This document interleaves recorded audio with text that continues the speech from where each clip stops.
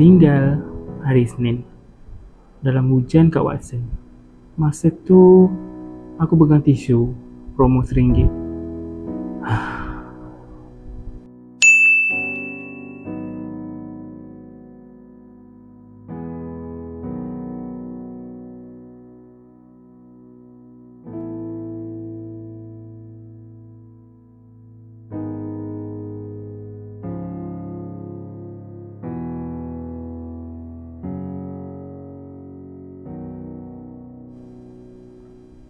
Space? Ni aku dah duduk meja seorang. Tak cukup space lagi ke?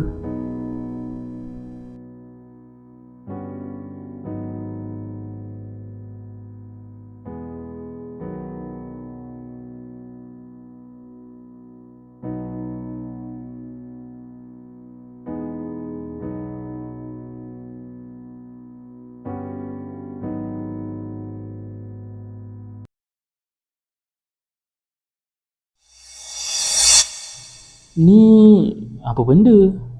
Sejak bila aku jadi baju gantung ni? Weh, hari ni ada harapan tak? Aku dah sebulan kena gantung ni. Tak ada orang nak beli aku ke?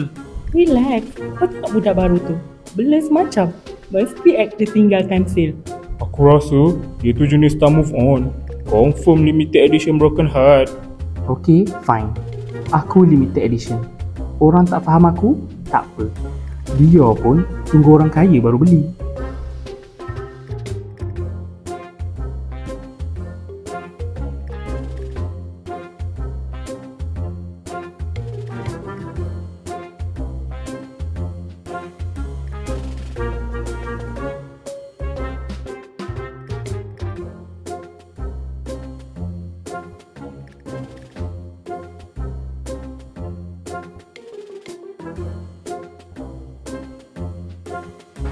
Pilih yang ni lah, aku suka vibe dia. Tak terlalu menonjol tapi macam ada cerita di sebaliknya.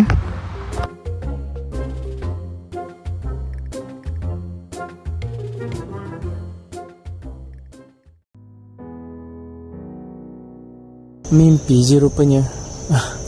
Tapi deep betul.